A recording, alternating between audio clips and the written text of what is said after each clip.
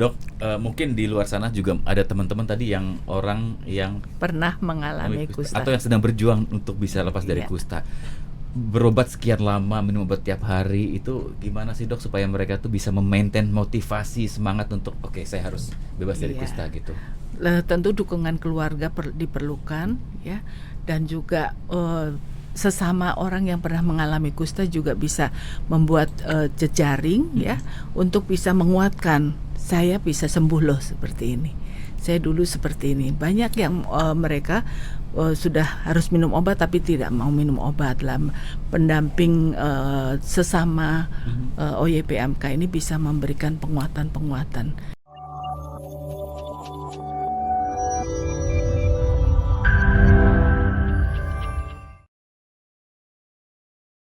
Kusta bisa dibilang penyakit yang sudah ada sejak zaman Nabi, bahkan ada di dalam Alkitab ya. Kenapa kasusnya belum nol juga sampai saat ini begitu ya?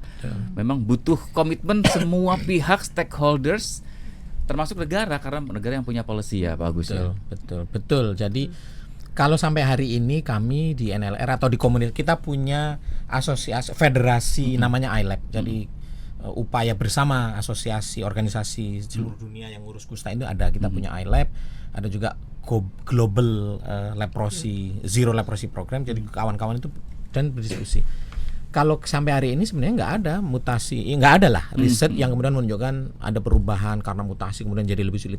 Belum ada riset membuktikan itu. Kami tetap meyakini masih sama dengan yang dulu, kusta yang dulu dan kusta yang sekarang belum berubah. Mengapa tidak segera hilang? Ya itu tadi yang Mas Yudi tadi sampaikan.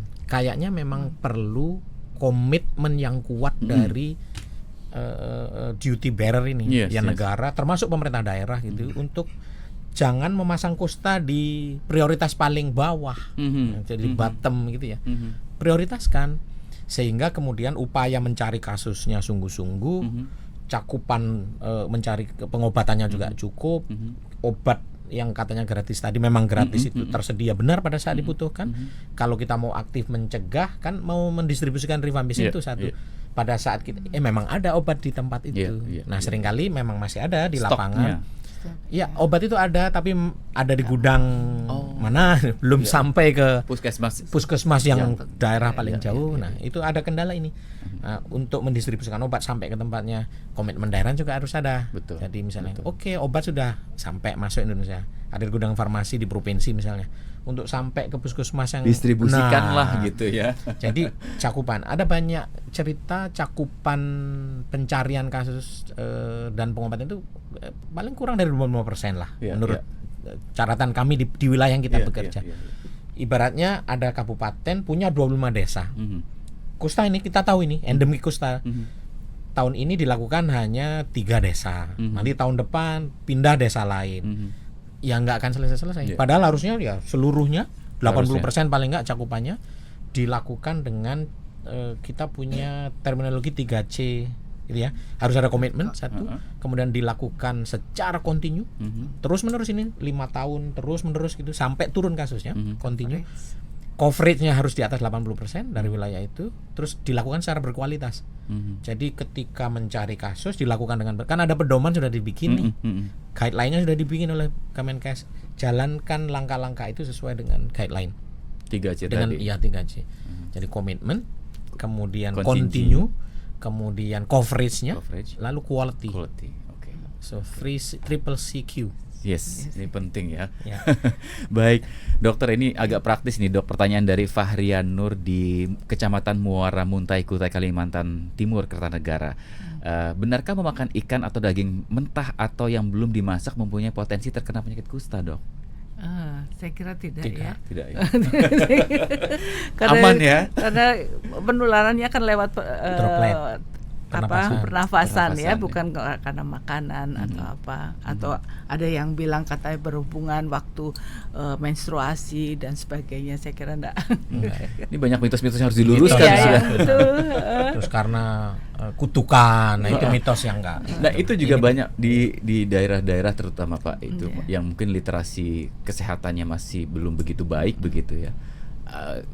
Masih menghadapi masalah-masalah itu Pak, mitos-mitos itu. Masih Pak. Stigma itu. Makanya tadi ada pertanyaan yang kenapa dari purbakala sampai sekarang iya. masih ada, kemudian ada di semua Alkitab ya. Makanya sudah tertanam di masyarakat bahwa itu tuh ada karena dosa dan sebagainya. Jadi memang pendekatan agama penting sekali untuk bisa dapat membantu meluruskan hal tentang kusta yang benar itu.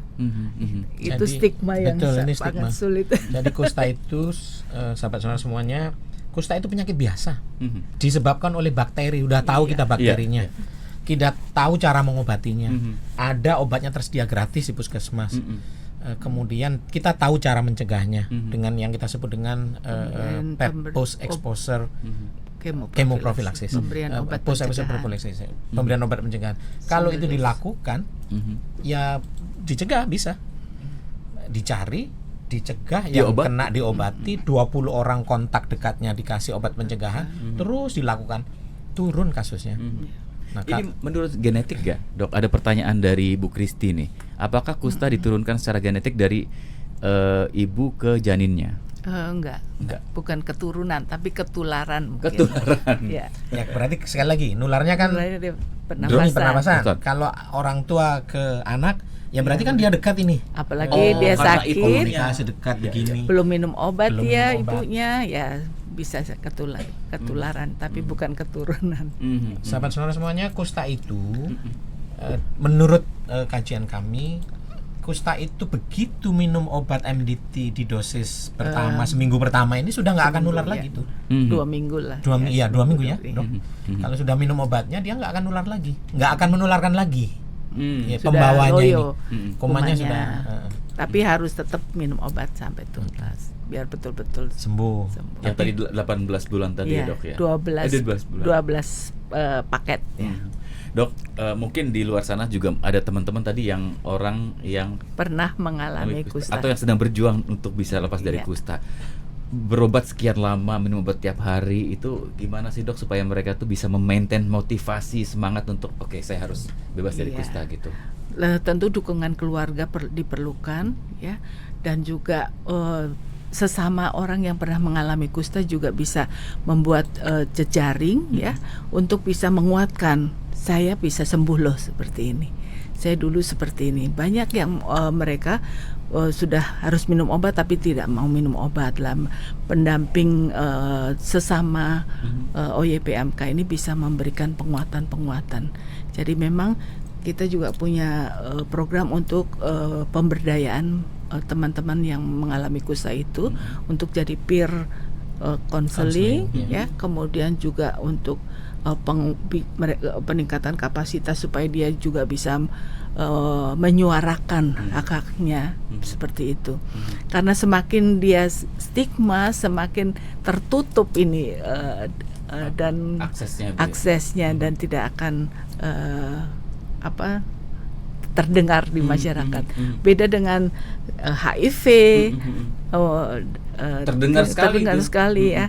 Maka dari itu teman-teman OYPMK ini bisa dilingkan dengan sudah mulai menyatu dengan disabilitas ya, disabilitas umum yang lebih maju dari mereka.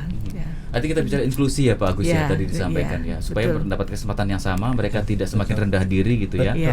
Ada motivasi untuk saya harus bangkit, dan saya juga bisa, kan produktivitas Pak, ekonomi, hidup, dignity tadi ya, martabat tadi. Stigma dirinya memang lebih besar. Karena untuk mungkin saudara-saudara kita yang mengalami kusta itu tidak seperti yang bisa meninggal cepat gitu ya. Tetapi kita sampai bilang saudara-saudara yang mengalami kusta itu meninggal sebelum meninggal, hidup tapi kenapa? Karena dignity-nya, harga dirinya ya, karena di stigma luar biasa, sehingga harga dirinya sangat sehingga kemudian salah satu hal yang selalu kita diskusikan adalah bagaimana mengurangi beban psikologis dari saudara-saudara kita itu, karena biasanya depresi, malu gitu kan, harus mengasingkan diri. Nah, konsep pendekatan kita yang kita sebut peer counseling tadi, kita ajak saudara-saudara yang sudah OYPMK yang sudah sembuh dan terbukti bisa menjadi teman dari saudara yang lain untuk ini saya sembuh loh, saya masih bisa diterima. Ada kawan kita di OYPMK di Bekasi yang kemudian sembuh dan tetap masih bisa bekerja dan perusahaannya luar biasa tetap mensupport dan kemudian bisa membantu. Jadi itu yang kita punya Leprosy Friendly Village. Saya ingin mengkaitkan dengan strategi nasional.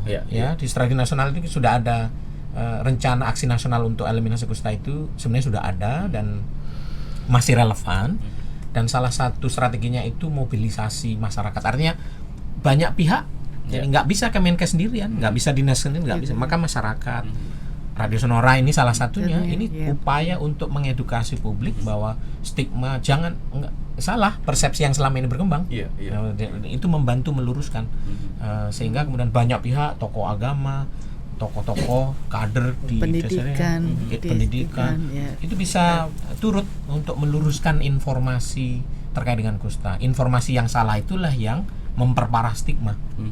Dan kalau kemudian lebih banyak pihak bisa membantu turut mengidentifikasi suspek, kalau ada potensi seperti ini, percaya seperti ini dan itu, ayo ke puskesmas dong. Itu yang kedua. Lalu kita juga di strategi itu, Mas Yudi, yang kedua adalah integrasi dan kebijakan yang kuat. Integrasi itu artinya layanan pemerintah, layanan swasta, banyak ini harusnya bisa saling support, terintegrasi. Lalu komitmen kebijakan. Jangan hanya Kementerian Kesehatan soal urusan itu. Kalau urusan stigma, urusan terdiskriminasi, nggak dapat akses, Kementerian Sosial bisa menjadi bagian, ya kan, memberikan bantuan. Kementerian Agama bisa, Kementerian Pendidikan memberikan screening sekolah. Tenaga kerjaan, supaya tidak mendiskriminasi mereka. Betul. Kementerian Desa bisa, karena kusta itu umumnya di desa-desa. Kenapa desa itu tidak bisa menjadi didorong oleh mungkin dengan dana desa dengan itu jadi bayangkan kalau kita bicara solusi holistik itu lintas sektoral ya Pak, dan kita masyarakat juga bisa menjadi bagian dari itu. Betul.